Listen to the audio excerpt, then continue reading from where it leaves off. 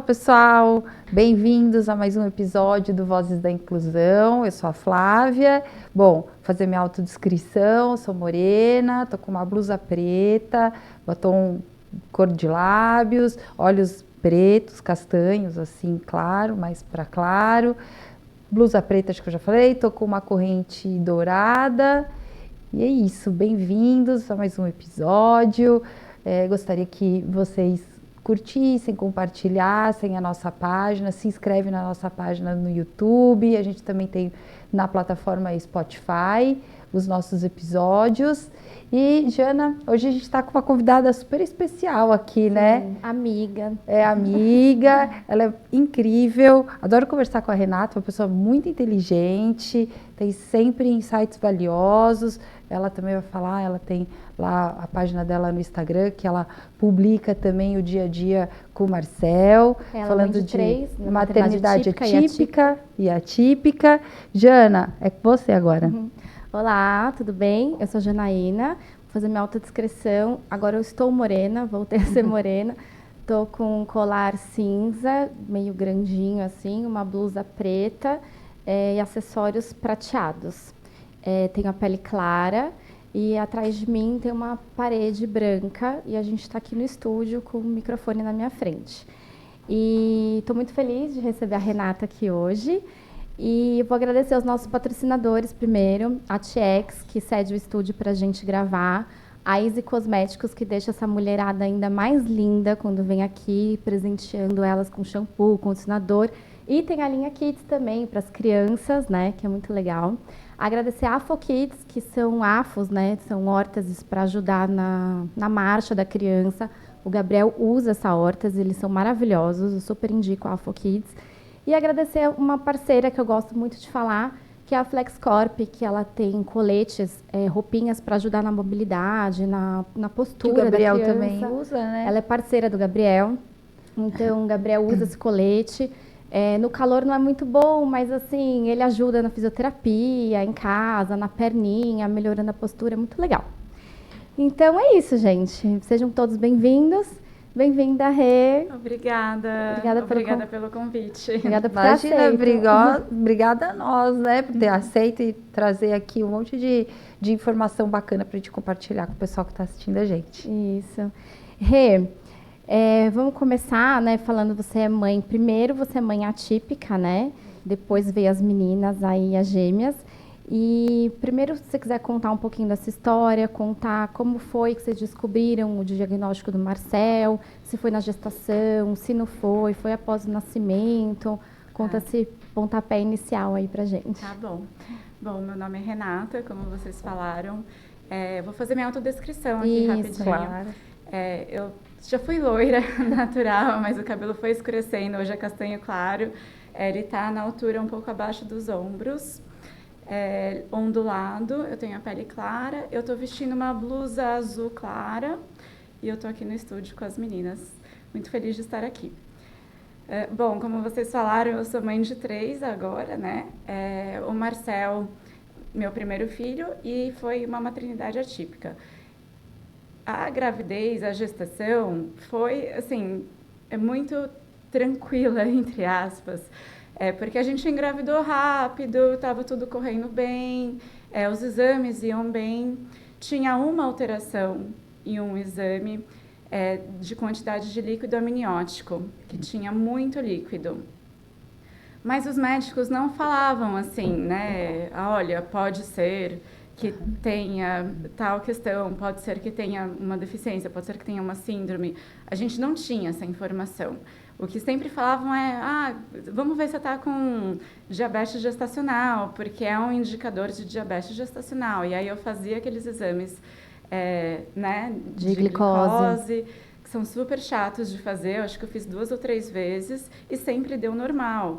E aí eu falava, gente, eu não estou com diabetes, a minha alimentação está boa, eu não estou exagerando nos doces, não está tudo bem.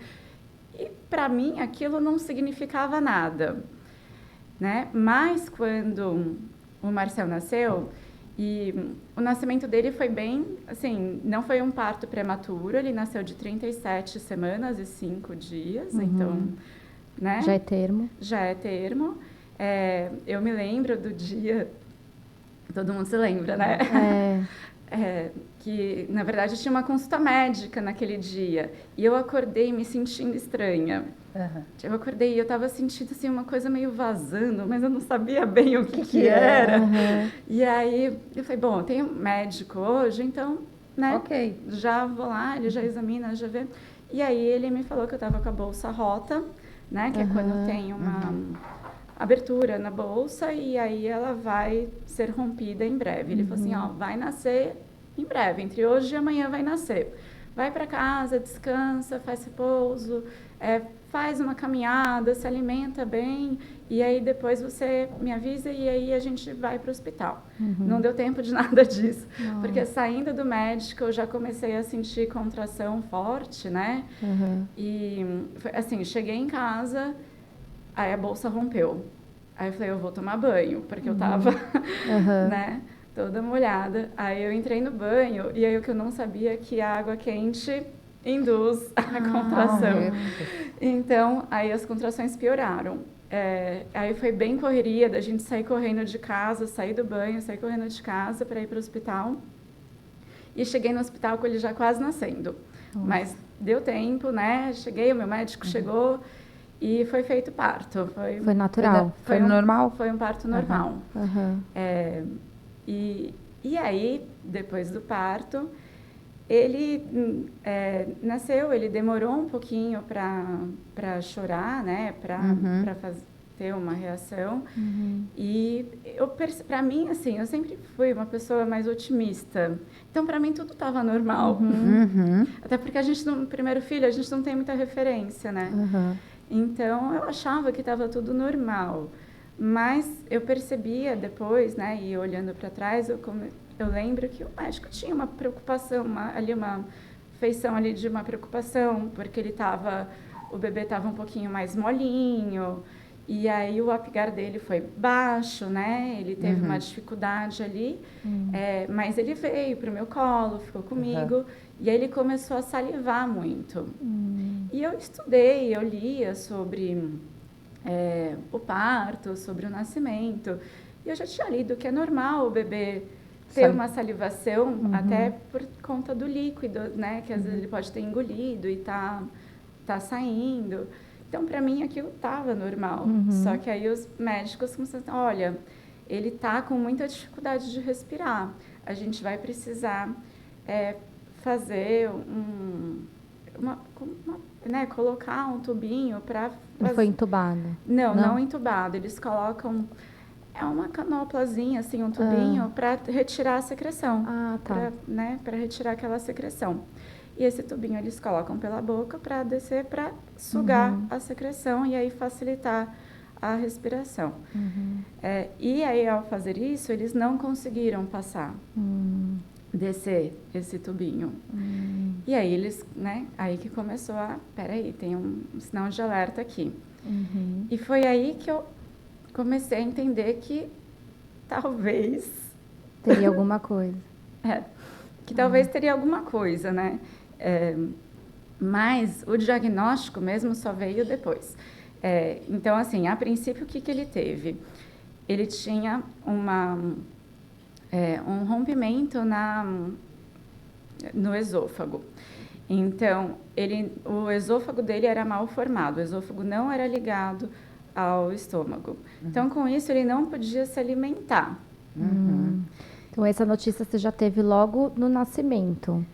Ou ele... Em partes, né? Porque eles fizeram ali na sala mesmo de parto, vieram fazer um raio-x para entender por que aquele tubinho não descia.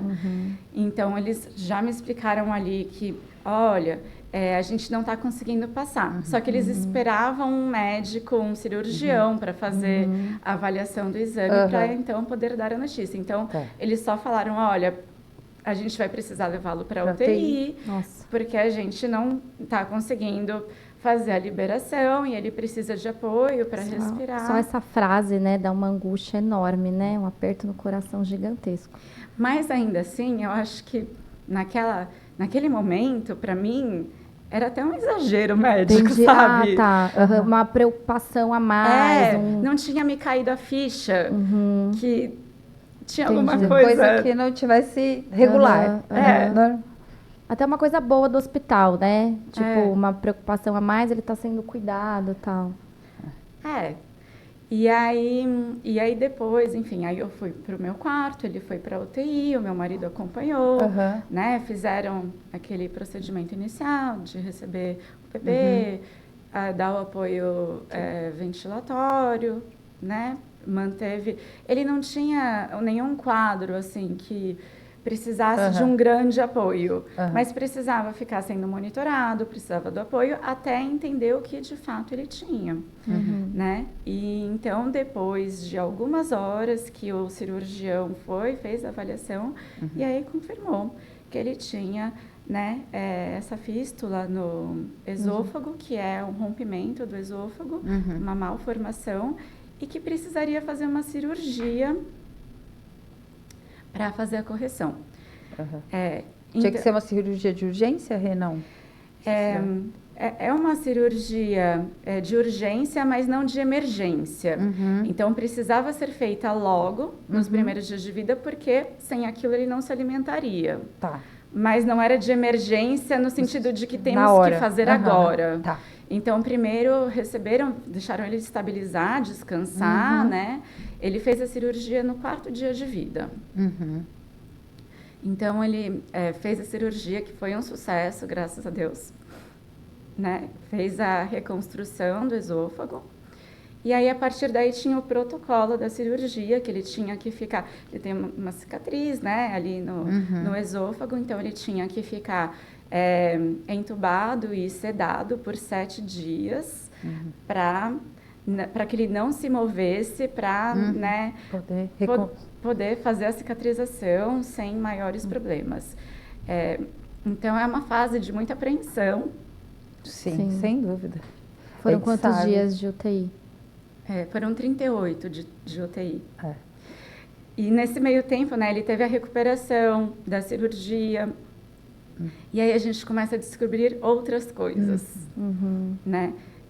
Outras pequenas malformações, uma pequena malformação que é uma estenose de Coana, que é uma dificuldade respiratória do canal do nariz, que é relativamente, assim, algo comum que muitas pessoas têm, mas é que vão juntando, né? Várias coisinhas. Ele teve uma malformação no pênis que já foi corrigida por cirurgia também, que se chama hipospádia, que na verdade é o canal da uretra, que também não era bem formado, e aí foi corrigido por cirurgia. E aí, depois a gente descobriu que ele tinha laringomalácia, que aí a gente nunca sabe se é decorrente da intubação ou não, ou se é algo... Isso né? que eu ia perguntar, todas essas descobertas, essas malformações, elas estão juntas no mesmo diagnóstico, na mesma, assim, por conta da síndrome, por conta do que ele tem, que vocês descobriram só depois que foram essas coisinhas que foram aparecendo ou não? São comorbidades que...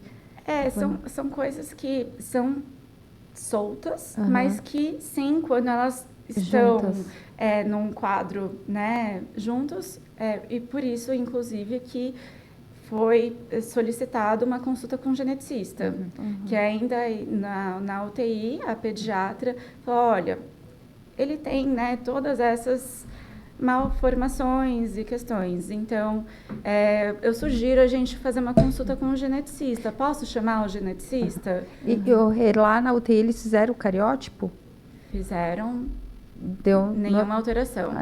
Exame de pezinho também, nenhuma alteração? Nenhuma alteração. Foi descoberto só com o exame genético? O cariótipo é um exame genético muito simples, né? Ele não é... Ele é um exame genético, mas que ele é muito simples. Ele não pega alterações mais específicas. Então... E esse exame genético também não é feito pelo convênio? Não, aí a gente tem que pedir reembolso, né? Tem que ter esse trabalho. É difícil, mas é algo que é possível quando você tem que brigar por isso. Entendi. Mas consegue. Porque são exames caros, né? Então, o geneticista ele foi até a UTI, fez a avaliação dele E aí, a partir dele, ele falou assim, olha, quando a gente tem muitas alterações nessa via central, a gente tem uma suspeita de uma síndrome de Vater, ou pode ser outras síndromes. Então, a gente vai começar a fazer uma investigação genética. E aí, ele começou a pedir uma série de exames. Então, ele vai indo, né, pelo tipo de exame para detectar determinadas coisas. Então, primeiro ele pediu um painel específico para ver essa síndrome de Vater, que não tinha, foi descartado. Aí ele fez um segundo exame para ver outros tipos de alterações que também não... para ver se ele tinha duplicações, né, de cromossomos, e também não tinha, foi descartado. E aí foi no terceiro exame que ele fez, que é o Array, que é um exame que ele mapeia todo o nosso DNA e ele visualiza se a gente tem deleções ou adições. Ou seja, se no nosso DNA tem algum trechinho que é deletado ou adicionado. E aí, nesse exame, veio uma alteração. E esse exame a gente só fez quando ele tinha já 4 meses. Então, foi depois, já que saímos da UTI. Então, até o momento que a gente estava na UTI, a gente tratava as coisas que iam aparecendo. As coisas que iam aparecendo ali. Aí ele aprendeu, ele foi melhorando, ele aprendeu a mamar, né, com muita dificuldade por conta da laringomalácia. Tinha uma eventual, né, será que ele vai precisar ter gastrostomia ou não? Porque muitas crianças que têm essa malformação no esôfago acabam, às vezes, precisando. E não precisou. Mas ele não precisou. Então, as coisas foram evoluindo e aí ele teve alta. Foi um começo muito difícil, porque por mais que ele conseguisse mamar, não era fácil. Qual foi o momento mais difícil para você nesse processo todo?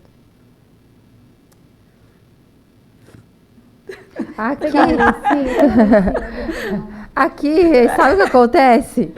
Aqui a gente se emociona, fala, porque são tantas histórias, são tantas famílias que vêm aqui. E cada família, embora a gente já esteja nesse contexto das crianças, né, com deficiência, tal, cada família tem a sua história e cada um recebe de um jeito o diagnóstico, né? Cada um passa por uma dificuldade. Então, assim, a gente se sensibiliza com todas que vêm. E mesmo sendo amigas, né, sabendo da sua história, assim, é difícil falar, né?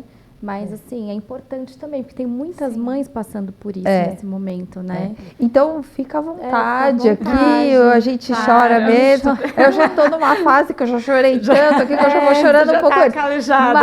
Mas a gente se emociona sempre. E eu acho importante até a gente passar essa emoção para o público, porque muitas vezes as pessoas acham que a gente tem que seguir que nem um trator nessa caminhada, o Marcel agora né? Com 5 anos, né? Quase 6. É uma ferida que não passa jamais, né? Não passa. Exatamente. Ele pode ter 10 anos, 20 anos, sair de casa que você vai sempre lembrar disso tudo. Né? Eu acho que a gente lembrar disso tudo, a gente lembra, e inclusive no dia a dia a gente volta muitas vezes a esse ponto, né?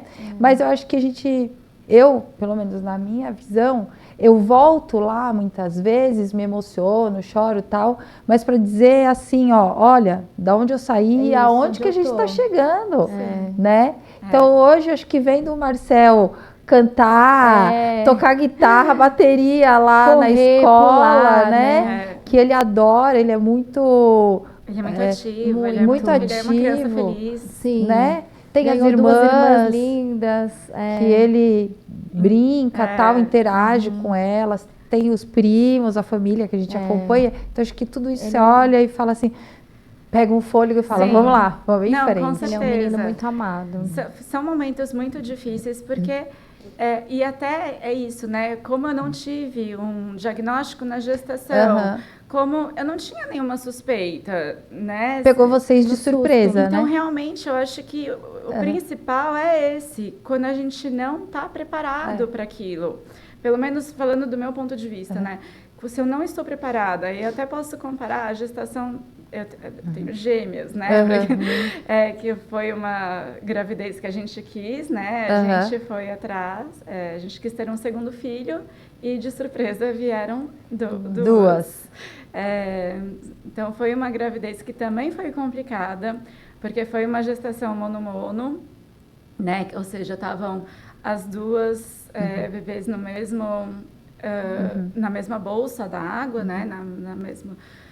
então, é uma gestação de maior risco, que precisa ser monitorada muito de perto e que a gente já sabe desde o início que a gente vai precisar ter um parto prematuro, porque é uma gestação em que os médicos eles não deixam passar de 34 semanas, mas a grande maioria não deixa passar de 32.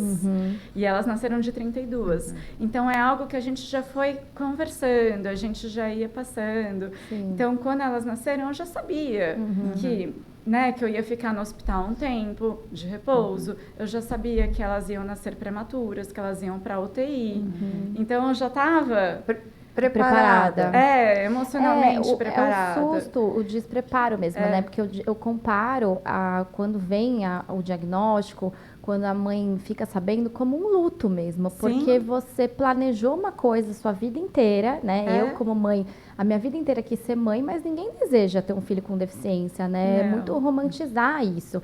Só que aí, quando vem isso, você fala, poxa, agora eu vou ter que estudar de novo. É isso que você falou, você estudou a gravidez, você estudou tudo. Então, agora eu tenho que aprender a ser mãe do Marcel, né? Porque não é uma criança típica que veio para mim. Então, agora eu preciso estudar a doença dele, a síndrome dele. E é um ótimo ponto isso que você tocou. Porque a partir do momento que a gente... E você me perguntou qual é o momento mais difícil, né? Eu acho que a UTI como um todo foi muito difícil. A primeira cirurgia... Em 4 dias, né? Mas eu acho que também o mais difícil foi em casa mesmo. Porque era muito, assim, né? Como manter esse bebê? Sim. Porque ele não mamava, aí tinha uma questão de peso, que não ganhava peso. Então, era uma preocupação, um estresse... Contínua, né? E ali eu não tinha outra opção, era eu e ele, né? Então... Você não conhecia ninguém ainda que tinha esse diagnóstico. E aí, assim, foi muito positivo, na verdade, ainda na UTI, quando a gente recebeu o diagnóstico do esôfago, a gente, por coincidência, na UTI tem um mural em que algumas famílias deixam cartinhas, né? Quando saem dali. Sim. E aí, uma das cartinhas era exatamente aquele diagnóstico né, do esôfago com rompimento, enfim. E aí, a gente entrou em contato. Que bacana. Com o pai que deixou a cartinha. E ele, né, falou com a gente, ele foi muito... positivo. Parceiro. Sim. Mas essa é a união da UTI, é fantástica, né?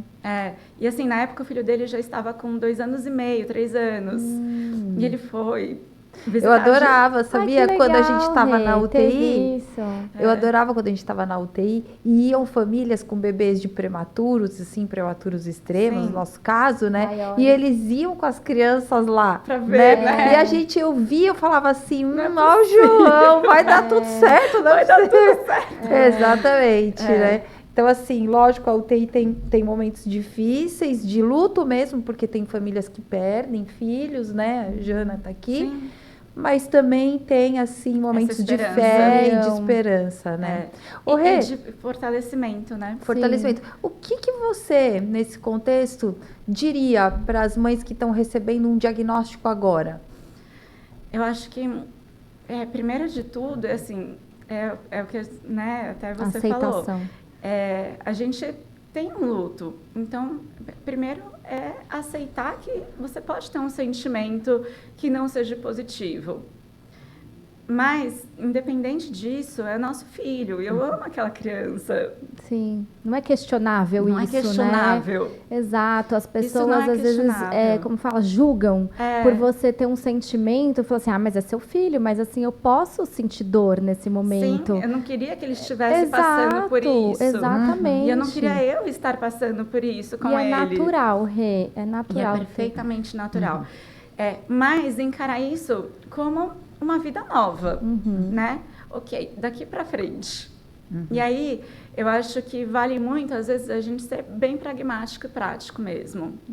Porque quando a gente saiu do médico com aquele diagnóstico, e ele falou para nós, né, de síndrome, e eu acho que eu não falei aqui ainda qual é, né?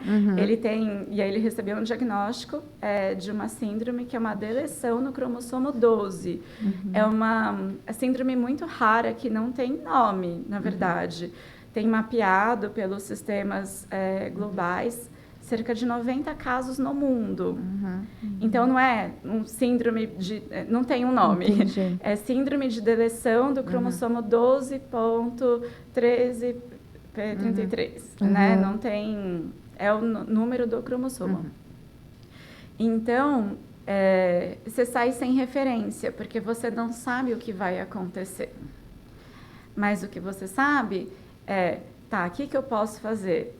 E aí, assim, a gente teve a sorte de ter um médico geneticista que nos deu o diagnóstico e a notícia, mas de uma forma positiva e dando um norte. Falou assim, olha, o Marcel vai precisar do apoio de vocês para ele se desenvolver, né? Não é a criança típica que você... segue a vida e ela cresce e se desenvolve. Ele vai precisar desse estímulo, desse apoio. Então, a gente saiu do consultório com isso na cabeça, né? O que a gente pode fazer? Sim, para aumentar a qualidade de vida dele, da gente, né? É essa a dica que eu acho que a gente pode passar para os outros pais que estão chegando, né? Viver o luto, paralelamente, o que eu tenho que fazer com o meu filho agora para ele se desenvolver. É isso. Né? E então ter essa visão objetiva e não deixar, acho que se eu for falar um arrependimento que eu tenho, às vezes estar tão preocupada com isso, de tudo que ser a mãe terapeuta. E não aproveitar. Mas isso aconteceu comigo também, acho que com todas nós um pouco, né? Principalmente na hora da pandemia ali, né? Que a gente ficou mais sozinha ainda, os nossos filhos são dessa geração da pandemia e a gente acaba virando mãe terapeuta mesmo e assim, a nossa vida no começo foi só essa, né? E procurar médico, e procurar fisioterapeuta, uma e procurar... agenda, assim, muito intensa muitos médicos. Então, assim, o primeiro ano de vida do Marcel, a gente era pediatra todo mês, se não a cada 15 dias, quando eu queria pesar ele para ver se ele estava ganhando peso. Pediatra, oftalmo uma vez por mês, geneticista cada 2 meses. O cirurgião que fez, né, a correção acompanhando a cada 2 meses. Então, eram ali tantos médicos. Nesse deixa eu te perguntar uma coisa. Como foi... depois do diagnóstico, você elegeu os terapeutas? Como que você elegeu essa rede de apoio de tratamento, né? De profissionais? Aí eu acho que eu até falo de um lugar de privilégio mesmo, porque a pediatra do meu filho ela é muito boa. Então, quando a gente recebeu o diagnóstico, a gente foi até ela, tipo, o que a gente faz? E aí ela falou assim, bom, você precisa ir num neuropediatra. O melhor neuropediatra que tem no Brasil é esse. A gente foi nele, né? E aí, indo no neuropediatra, enfim, ele é bem famoso e ele tem muito acesso a casos muito diversos. Então, ele tem uma visão bem ampla, né? De diversos tipos de deficiências, síndromes. Acho que você pode falar o nome dele. É o Dr. Fernando Koch. Tá. E aí, enfim, ele pediu o encefalograma, eletroencefalograma, veio sem nenhuma alteração. Ele falou assim, olha, a gente precisa colocar ele nas terapias para o desenvolvimento dele e a gente vai acompanhando. A princípio, não, no caso do meu filho, não havia nada mais a ser feito, né? Não há necessidade de medicação ou... Era um caminho, assim, meio que no escuro, assim. Eles não diziam o que podia acontecer com essa deleção ou o que não podia acontecer. Você não sabia se ele podia ter um atraso. Eu comecei a pesquisar e uma coisa que também me ajudou muito, eu soube de um grupo que não é brasileiro, é uma organização do Reino Unido que chama Unique Chromo, que é voltada para ser uma rede de apoio para famílias atípicas de síndromes raras, de, né, alterações genéticas raras. E dentro dessa comunidade tem pessoas do mundo inteiro. Então, sim, é tudo em inglês ali, mas é uma página. E aí, dentro dessa página, eu encontrei pessoas que tinham deleções não exatamente iguais, mas próximas à do Marcel. Mas o mais importante, não só de ser igual, o que eu percebia é que, independente da deleção, da alteração cromossômica, os sintomas eram muito parecidos. Então, era aquela coisa de, nossa, isso está acontecendo na minha casa, isso também, o que você está fazendo? Que tipo de terapia você está fazendo? Que caminho que você está seguindo? Então, a gente vai trocando, né, experiências e ideias. Depois você tem como passar para a gente colocar aqui, para outras mães que também estão assistindo e tem... E é gratuito. Isso, para poderem entrar nesse grupo, enfim. Não, e seja qual for a síndrome ou qual for o diagnóstico, né? O Gabriel com paralisia cerebral, o João autista, o Marcel com a deleção do cromossomo 19, o importante é a gente encontrar uma rede de apoio, né? Sim. Encontrar um grupo, né? Um grupo de autistas, um grupo que tem paralisia cerebral, cada um encontrar um grupo com relação o diagnóstico do seu filho. Isso é muito importante ter. Exatamente. Porque é isso, você vai trocando experiências, você vai trocando, né, o que você tem feito. E aí, então isso nos ajudou bastante e eu comecei a estudar muito. Então, assim, eu pesquisava, aí eu achava artigos científicos sobre a deleção. Então, tinham algumas questões, por exemplo, potencialmente, só que nada é certeza, né? São sempre potenciais, né? Então, pode ser que ele fosse no espectro autista, ele não é, mas existia essa possibilidade. Pode ser que ele tivesse apraxia de fala. De fato, a gente suspeitou que ele tem um distúrbio motor da fala, mas que foi tratado na fono e no caso dele foi reversível, hoje ele não tem mais. Mas a gente falava que ele teria apraxia da fala. Poderia ser que ele tivesse epilepsia, ele não tem. Então, existem algumas questões, mas nada é certeza, certo, né? Isso foi com o tempo, desenvolvimento, seu coração foi ficando mais calmo? E aí, com o passar do tempo, eu acho que a partir dos 2 anos, diria isso, que depois que ele completou 2 anos, a gente começou a entrar no eixo, né, de... Ok, estamos acompanhando o que temos que acompanhar, estamos fazendo as terapias. A ansiedade vai dando lugar a outras coisas, né? A gente vai ficando mais calmo. E vem outras preocupações também, Sim. né? Mas... No futuro dele, como seria? Tem alguma terapia do Marcel que você acha que faz toda a diferença? Ou você acha que é o conjunto das terapias? Ou alguma que você acha que falando, olha, essa terapia não poderia faltar aí no conjunto de terapias do Marcel, que eu vejo o desenvolvimento dele com relação a isso? Então, quando a gente saiu do consultório do neuro, aí ele falou, ele vai precisar fazer fisiomotora para o desenvolvimento motor. Ele começou a engatinhar com 1 ano e 6 meses, 1 ano e 7 meses. E aí ele começou a andar com 1 ano e 10 meses, 8 meses mais ou menos. Então ele teve esse atraso, mas que hoje, na época, eu achava, gente, ele está muito atrasado, mas hoje eu até penso, nem foi tanto assim. Sim, é verdade. Precisar fazer fono para estimular tanto a parte de alimentação, mastigação, fortalecer a musculatura, como também a fala. Precisa fazer terapia ocupacional. E aí depois a gente vai vendo o que mais. Então ele começou com essas 3 terapias. E quem indicou a clínica, né? Que você me perguntou como eu selecionei essas terapeutas. Isso. Foi o neuro. Então, ele já conhecia né, as clínicas. Ele falou assim, olha, vai na Clínica Nutri, que lá tem profissionais muito bons e que vão acolher bem o Marcel. E aí, pensando... Então, ele começou com físio, fono e TO. Depois de um tempo, quando ele estava com uns 2 anos e meio, eu coloquei ele na ecoterapia.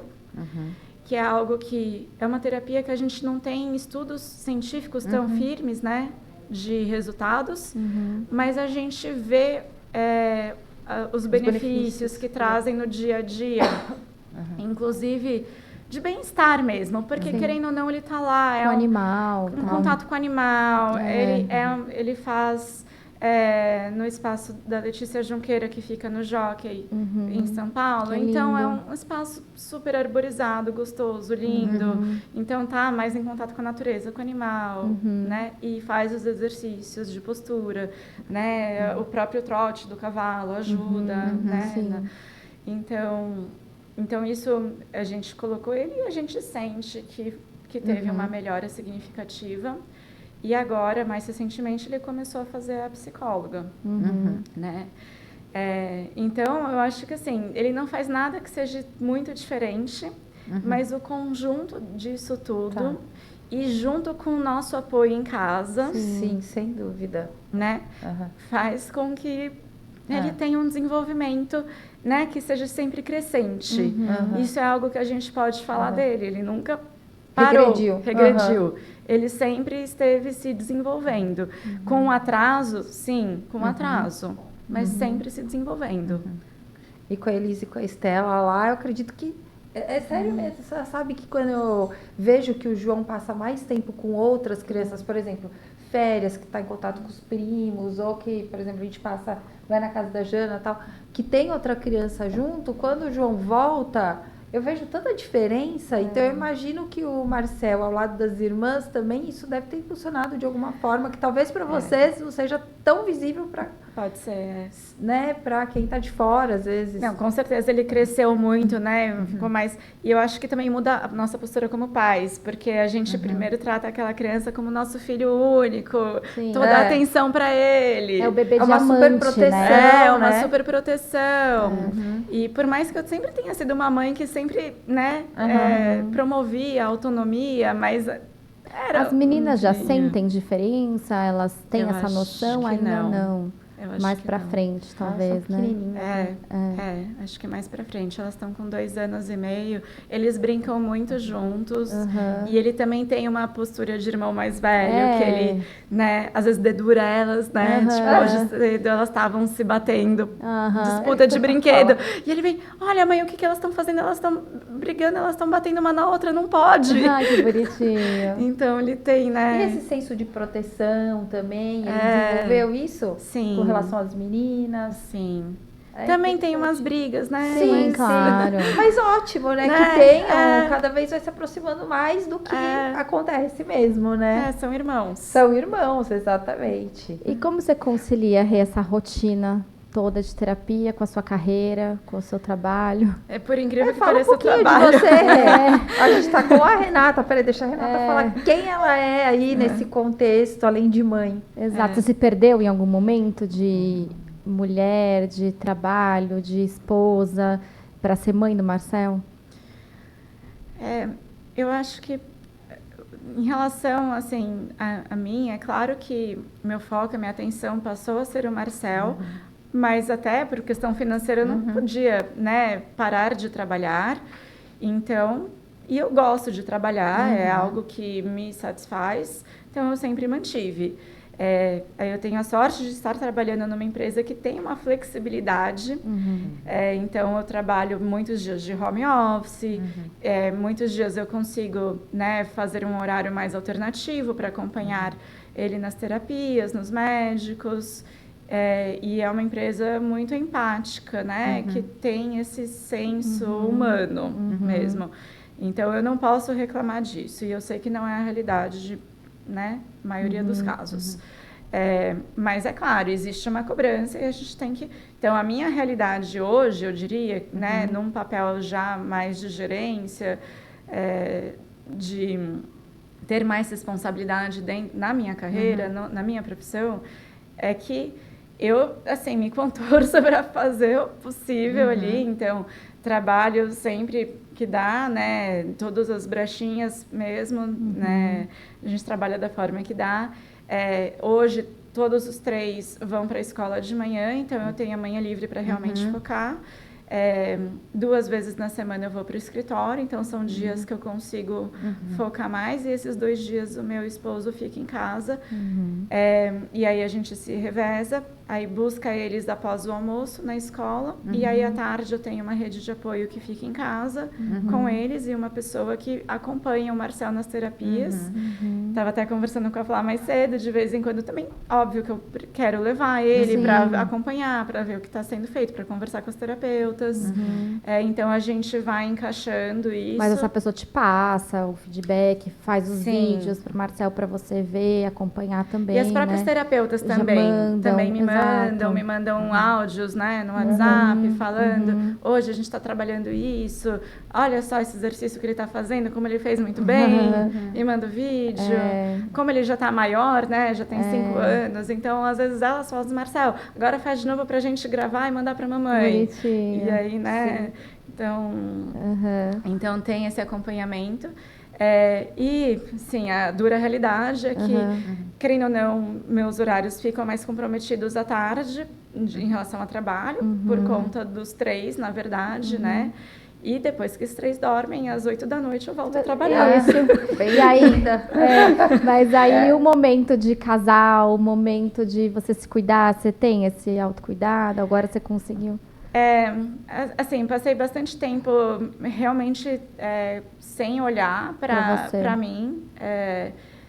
Acho que desde que as meninas nasceram, um pouquinho depois, eu falei assim, não, eu preciso né, retomar a minha vida.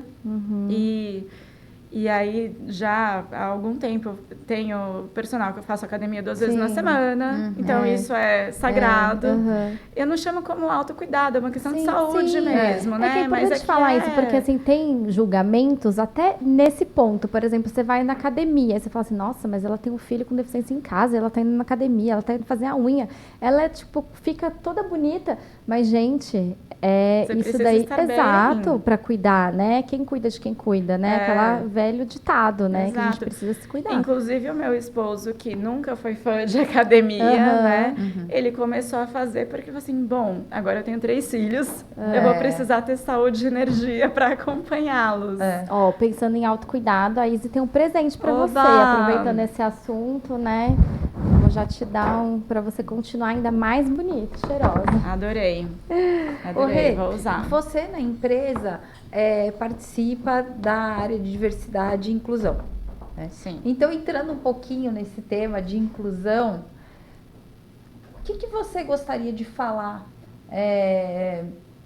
para as pessoas que nos acompanham com relação à inclusão na sociedade, na inclusão da sua família atípica, na sociedade, no meio que vocês vivem, escola, família, amigos, e a inclusão, você dentro do ambiente corporativo, como é que vocês lidam ali, né, com as pessoas com deficiência dentro da empresa, como é que funciona isso?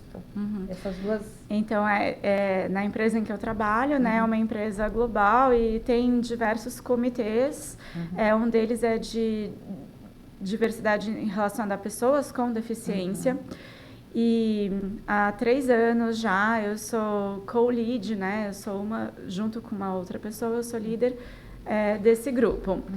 E o nosso trabalho é muito no sentido de promover a educação, passar conhecimento e apoiar as outras áreas da empresa na acessibilidade e inclusão como um todo. Então, a gente está muito próximo do RH na contratação de pessoas com deficiência.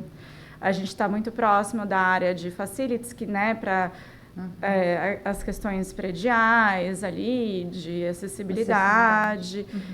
A gente está muito próximo da alta gestão, para quando a gente fala de gestão de pessoas com deficiência e promoção de carreira. Né?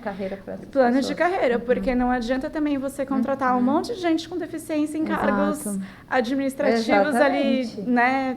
Júniores, baixos, e deixar aquela pessoa ali para sempre. Né? Então, a gente faz um trabalho muito forte nessa desmistificação de que a pessoa com deficiência não tem a capacidade de trabalhar. Então, a gente busca promover esse conhecimento e ações que falem disso. Então, a gente tem até, né, um número grande de pessoas com deficiência na empresa, e aí a gente faz encontros, a gente promove painéis, palestras, inclusive para os gestores, né? E eu acabo também, dentro do meu papel, sendo uma rede de apoio para as pessoas com deficiência que estão na empresa, né? Por exemplo, nossa, eu estou com uma dificuldade com o meu gestor que não está entendendo, eu não sei se eu exponho para ele uma necessidade minha ou não, que eu posso, de repente, ter um medo de retaliação, né? Sim, sem dúvida. Né? E aí né, de uma maneira muito delicada, a gente faz esse apoio, trabalha esses pontos. E de uma maneira geral, assim, na sociedade, né? Para mim, nesse ponto hoje, em que a minha família se encontra, acho que a grande discussão é a inclusão escolar. A gente até fala nesse ponto, né? Que o Marcel já está na escola. Como foi essa busca da escola para o Marcel e se vocês têm dificuldade na inclusão com ele em relação em geral, né? Tanto de professores ou colegas, amigos, pais. O Marcel, ele está numa escola que é só de educação infantil, então quando a gente escolheu a escola, eu pensava muito mais em uma escola que fosse boa para ele, e não necessariamente, claro, que seja inclusiva, mas como ele era muito pequeno, a gente não entende ainda o que é inclusão. Quando a criança tem 2 anos, ele entrou na escola com 2 anos, quase 3 anos, né? Então, a gente ainda não entende tão bem nessa idade o que é inclusão. Sim. Ou não tinha experiência. E aí, tendo as vivências na escola, é uma escola que é excelente, e a escola, por si, ela, os profissionais, os professores, a postura da escola é inclusiva.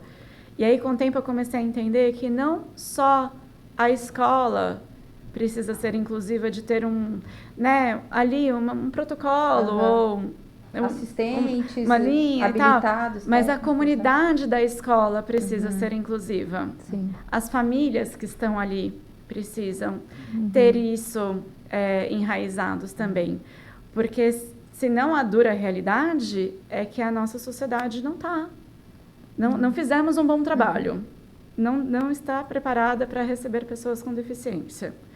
Então, como que a gente muda isso? Trabalho de formiguinha, né? Trabalho de formiguinha, ali, né, se aproximando, família a família, e mostrando, porque existe muito um tabu de, eu não posso falar que é uma criança com... Não, deve falar, resguardadas, né, a linguagem apropriada para a idade, a respeitar o que a família... Sim. O Marcel tem essa consciência? Esse é um ponto bem delicado. Eu nunca conversei com ele no sentido de você é uma criança com deficiência, porque para ele isso não é palpável. Entendi. Exatamente. É difícil. Quando a gente fala de uma deficiência intelectual, assim, né? No sentido de não ser física, vamos dizer, não necessariamente intelectual, mas de uma deficiência que não é física, eu acho que é mais difícil para a criança entender aonde ela está naquilo. Né? No caso do Gabriel, ele sabe, fala e briga já, né? E até porque ele consegue mensurar, visualizar onde que está a questão, né? E a gente até conversou, né, Rê? Mas ele se sente diferente? Não sei, eu acho que não. Ele não teve ainda nada assim, tipo, com amiguinhos, né? Até, na verdade, em conversa com a psicóloga, né? Ela falou assim, acha que ele não sabe que ele é diferente? Entendi. Né? E, assim, ele sabe que ele vai nas terapias e outras crianças não vão. Nunca questionou? Ele nunca questionou isso, né? Mas ele sabe que isso é uma coisa que ele faz e que outras crianças não fazem, mas que, ao mesmo tempo, outras crianças eventualmente fazem. Por exemplo, muitas crianças, às vezes, precisam de fono, né? Enfim, o Gabriel, assim, quando ele encontrava um amiguinho no parque, em algum lugar, ele falava assim, como que é o nome da sua tia da físio? Ele achava que todo mundo todo mundo tinha. Aí agora, com o tempo, com quase 6 anos, ele já sabe por que que ele vai, ele não quer ir, muitas vezes acorda sem querer ir, mas ele sabe o porquê que ele faz. Mas é um processo, eles precisam amadurecer mais, né? Mas o medo que a gente tem é que eles sofram, né? Então assim, eu acho que é um ponto delicado no nosso caso, da nossa família, porque eventualmente ele se sinta assim diferente, saiba que ele é diferente, mas ao mesmo tempo eu não acho que ele perceba que isso vai atrapalhar a não vida é dele. normal, sabe? Sim, claro. E que tá tudo bem ser diferente, né? Exatamente, porque todo mundo é diferente. Exato. Então eu acho que em geral, né, para as crianças pequenas, elas têm essa visão, né? E eu acho que nessa idade que eles estão agora, de 5 para 6 anos, é que eles começam a entender melhor. Né? Então, que eu sou igual a ele e o outro é diferente. Sim. E é legal também nessa fase ler livros, né? Você tem bastante livro em casa, o Marcel adora leitura. Inclusive aí o seu, do Gabriel. Isso, é verdade. Aí junta, tem das Trigêmeas, da Triveganas, né? Sim. Que todos os livros que falam sobre as diferenças, eu adoro ler pro Gabriel, porque eu mando pra escola, inclusive, viu? Até os livros que eu tenho, eu mando para a escola para elas fazerem roda de leitura com as crianças lá. É que tem escolas que têm uma abertura maior, tem escolas que acham que não falar é como se você estivesse tratando todo mundo igual. Exato. Entendeu? A inclusão não é essa, né? A inclusão é você falar da deficiência, é você aceitar eu aquilo. acho que ainda é uma questão difícil aí na sociedade, a questão da inclusão social, né? Porque em vários ambientes que a gente tem, eu acho que ainda as pessoas não sabem como se posicionar, né? É um tabu mesmo, tabu. Elas não sabem como se comportar, como se posicionar. Exato. Vocês já passaram por alguma questão, algum problema, assim? Acho que não específico. Mais velado, né? Mais velado. Acho que mais velado. Que bom, né? Ô, Rê, se você fosse deixar aí uma mensagem para as empresas, tá? No sentido de vamos abrir a porta para a diversidade e inclusão. Qual mensagem você deixaria aí para os líderes, para os executivos que possam eventualmente estar ouvindo a gente aqui também, para entender, olha, até as pessoas que têm o interesse dentro das empresas, independente das cotas, né? Mas entender como receber as pessoas com deficiência, como ter uma área de diversidade e inclusão dentro da empresa, como funciona isso e que mensagem você deixaria? Olha, eu acho que é ter a mente aberta e ter muita empatia. Então, realmente entender que a deficiência não é uma incapacidade. Que a pessoa com deficiência, muito pelo contrário, em muitos casos ela vai ter uma habilidade muito superior por ser, de repente, uma área de interesse maior, por ela ter se desenvolvido muito em alguma determinada área. Então, e que muitas deficiências são invisíveis e que aquilo não vai prejudicar, né, a habilidade ou a entrega dela na empresa. Então, realmente manter essa cabeça aberta na hora de contratar, porque, e uma sugestão que eu faço e que eu fiz na empresa em que eu trabalho, que eles começaram a acatar quando o RH recebe os currículos, muitas vezes eles já veem ali a informação, se é uma pessoa com deficiência ou não. Não mostra essa informação para o gestor. Não mostre. Para não ter o preconceito, né? Para não já fazer, para que aquele gestor não faça uma avaliação enviesada, que muitas vezes a gente vê ali 2 currículos que são igualmente bons e aplicáveis ali para uma determinada vaga, mas aí se o gestor vê, mas essa pessoa é com deficiência, vai me dar trabalho, eu vou ter que, né, despender de mais tempo para orientá-la ou para fazer uma gestão dela, eu não sei o que ela vai precisar, eu acho que ela não vai conseguir vir para o escritório. Como mulher e homem, né? Às vezes a mulher tem um currículo muito maravilhoso, mas a pessoa não quer contratar porque é mulher, racial, tudo, né? Mas realmente falando de pessoas com deficiência. existe, né, esse enviesamento. Então, a gente tirar esse fator ali da análise, deixar a pessoa conhecer para depois, então, fazer a avaliação. E entender que, sim, eventualmente vão ser necessárias acomodações e que isso não é um impeditivo para que o trabalho não seja entregue. E que essa pessoa precisa ser cobrada, ter metas, assim como todas as outras. Sim, claro. Não é café né? com leite, Não né? é café com leite. Exato. Então, precisa ser tratado, né? Porque você Com não pode respeito. subestimar a inteligência daquela pessoa, né? De ninguém, né? Não pode falar assim, ele tá jogando ali só por jogar, deixa ele, né? E assim, a gente tem casos de deficiência intelectual, mas que mesmo assim não sim, vão. Mas existem muitos casos, às A vezes. habilidade musical do Marcel é incrível. Ele pode ser um músico maravilhoso. E você sabe, Rê, que eu li algumas pesquisas, né? Que as pessoas com deficiência, a maioria está num mercado fora autônomo, né? Fora do mercado seletista, aí, né? Do empregado com carteira assinada. Por conta justamente que as empresas...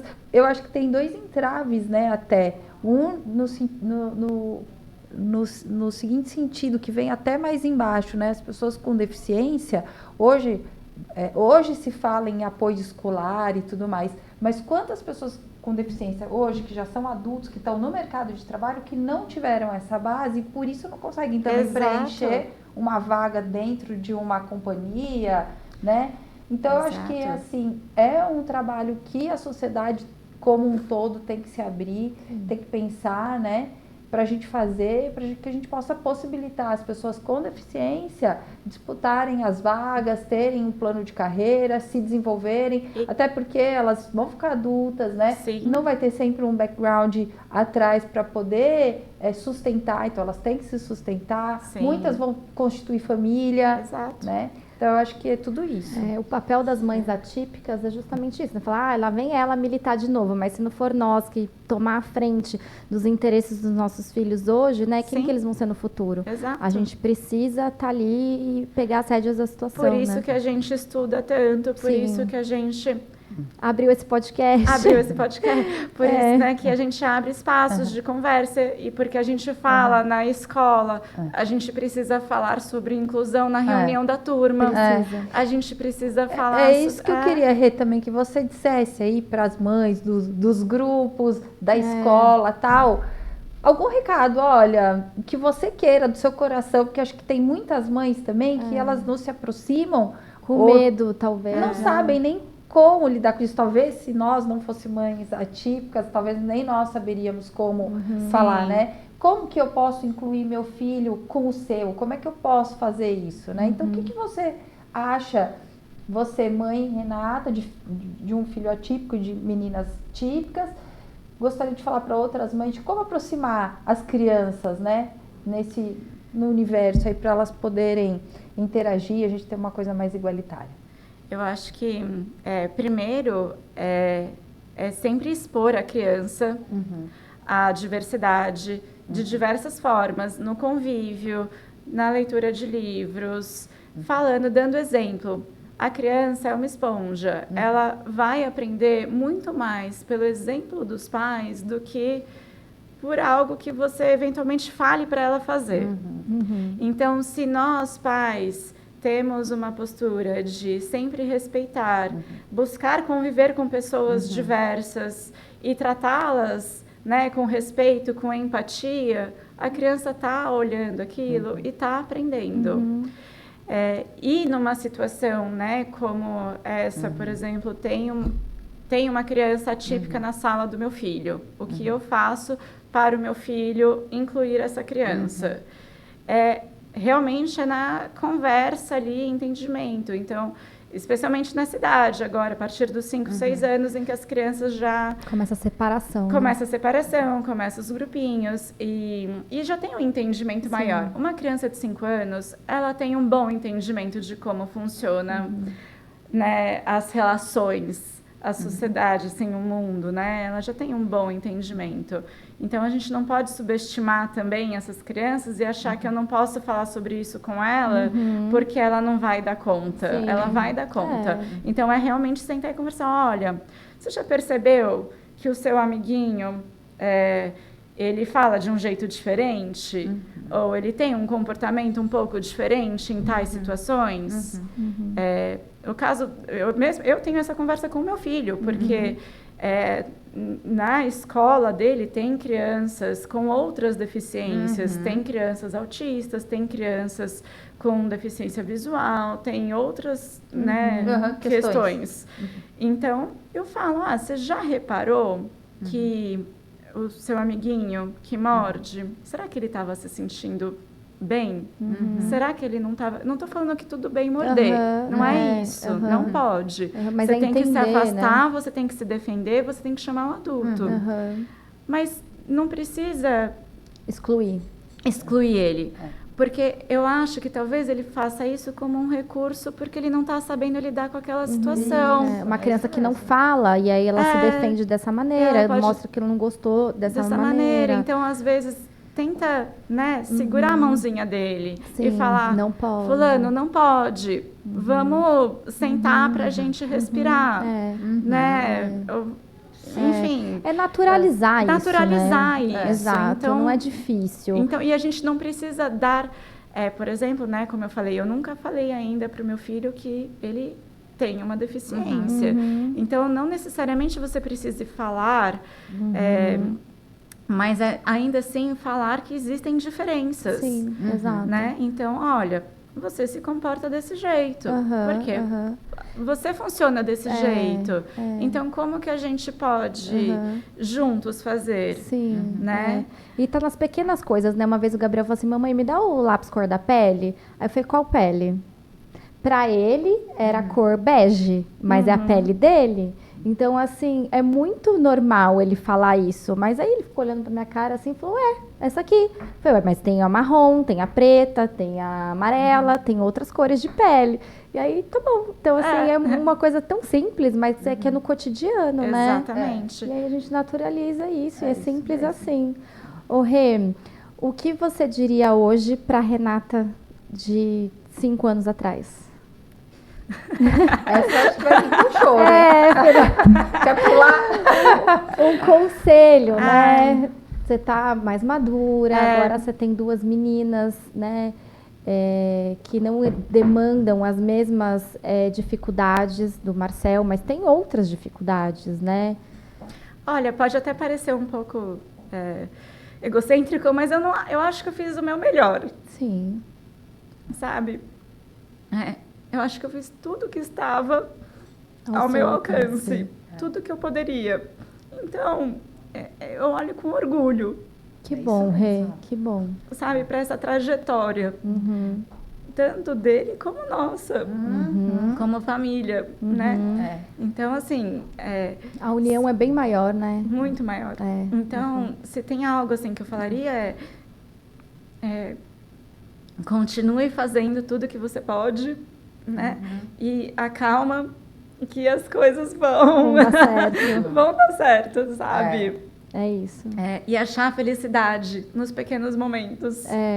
Mas a gente tem esse problema mesmo de procurar a felicidade em outra coisa. Eu até no capítulo do livro de orientação familiar, volume 3, que eu escrevi junto com a Flávia, a gente escreve sobre os desafios da maternidade atípica. E uma das coisas que mais me doeu durante a trajetória toda, né, nesses 5 anos, foi exatamente isso. Tipo, mas a pessoa fala assim, que lindo, o Gabriel tá batendo palma. Mas ele ainda não rola. Que lindo, o Gabriel rola. Mas ele ainda não deu tchau.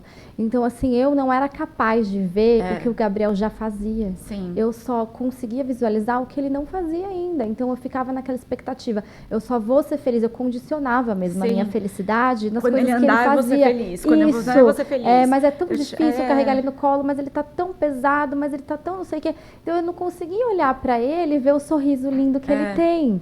Sabe? Aí a pessoa olhava para mim e falava assim, nossa, Jana, mas isso é ingratidão, isso é aquilo. Mas era uma coisa que me angustiava, era uma coisa difícil para mim. E hoje, se eu pudesse voltar no tempo, Eu acredito que eu diria isso para Janaína de 5 anos atrás. Sim. Tipo assim, viva o momento, curta Concordo. ele e não olhe se ele vai fazer, sabe? Eu concordo perfeitamente. Eu falaria a mesma coisa. Eu tive também muito esse momento de comparar Sim. com as outras crianças e eu tinha crianças muito próximas que eram crianças típicas da mesma idade, então que eu, né, ficava ali. Mas ao mesmo tempo, assim, aproveite Os momentos. Dá valor às as conexões, pequenas tenha coisas. conexões, momentos de conexão, né? Dê valor às pequenas coisas e celebre Sim. cada conquista. Porque isso é muito importante. Vídeo de Mãe para Mãe que mandou pra gente no Vozes me tocou muito, que ela falou isso, ela vibra hoje por um olhar que o filho dá para ela, né? Ela vibra hoje por ele se alimentar. Então, assim, isso já é incrível, né? Então, é isso. Ela olha a cada conquista dele e ela é grata a isso. Exato. É muito lindo. Exato. Eu acho que esse é um bom conselho aí que você pode dar. Mas é que a gente também está dando um conselho depois de 5 anos, né? Então, exato, meninas, a também jornada se é perdoem longa. se vocês ainda não chegaram aqui, né? Nessa... Sim. Porque hoje é uma caminhada, né? É uma caminhada. E eu acho que, fácil. assim, é importante a gente, né, manter o nosso cuidado mental, a nossa saúde mental. Então, é um trabalho, né, quando a gente recebe um diagnóstico, é um luto, é um trabalho de aceitação. E a gente precisa de ajuda. Sim. A gente precisa de ajuda familiar, dos amigos e de psicólogos, de terapeutas também, para a gente trabalhar. Tem um trabalho técnico, né? E tá tudo bem você ajudar, sofrer, sim. você sentir raiva naquele momento, por que não? De se questionar Deus, né? De falar, por que comigo? Tá tudo bem também, né? E as pessoas não precisam julgar aquilo. Falar assim, nossa, mas ela tá questionando o próprio filho, né? Não, a gente ama essa criança incondicionalmente. O Gabriel é a razão da minha vida inteirinha. Mas a gente sofre, não tem como não sofrer, né? Sim. E cada uma de seu jeito. A Flávia é uma pessoa super otimista, desde o começo da UTI. Eu já era uma pessoa mais,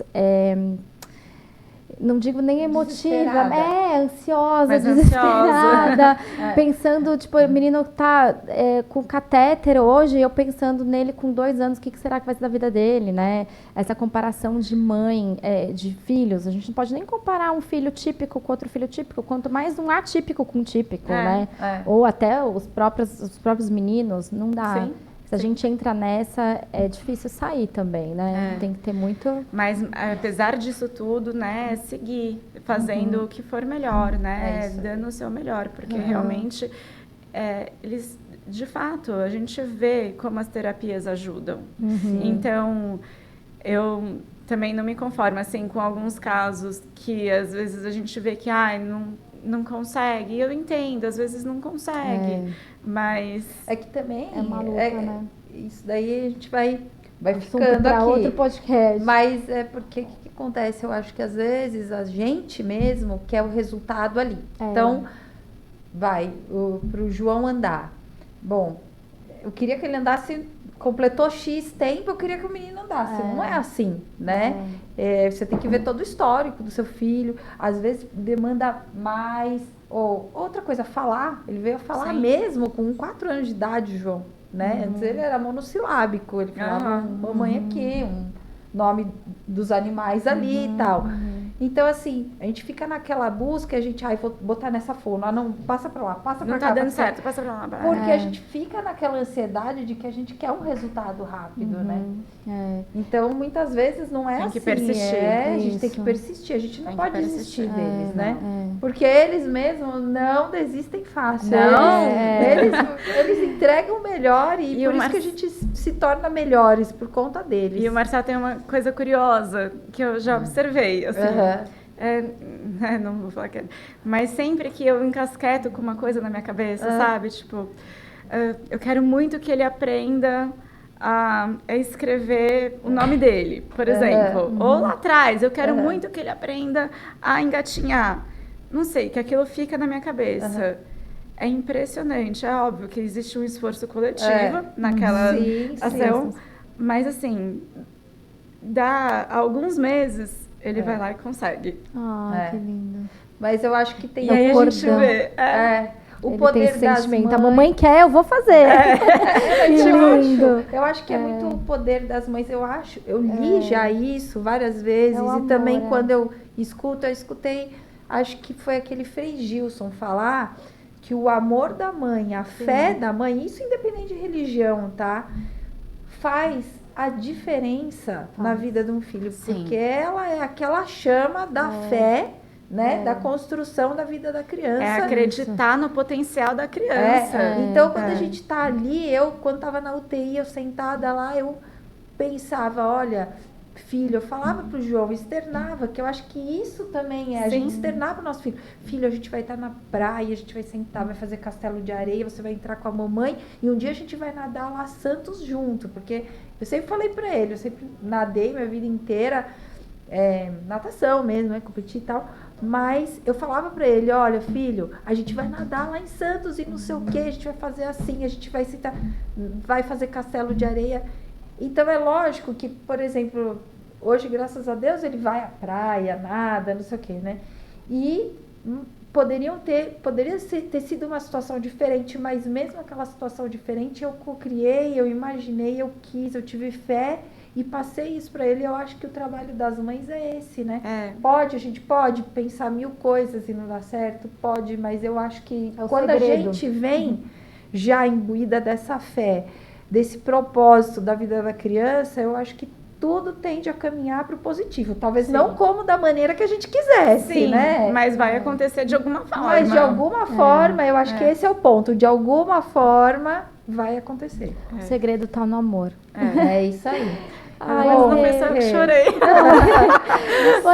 Foi lindo. Eu amei ter você aqui. Nossa Senhora. Não sei se a gente falou que ela é a nossa amiga da UTI, que a gente conheceu a Renata na UTI. Mas foi muito bom, Rê. E esse apoio das mães e essa união também faz toda a diferença. Eu fico muito feliz, né, que a gente forma em ter vocês. Vai fazer 6 anos de amizade. Que a gente já tem nosso grupo, né? Exato. Então, assim, beijo para todas as nossas mães unidas da UTI. Exato. E é isso. A gente não se fala todos os dias, mas a gente tá lá uma pra outra. Exato.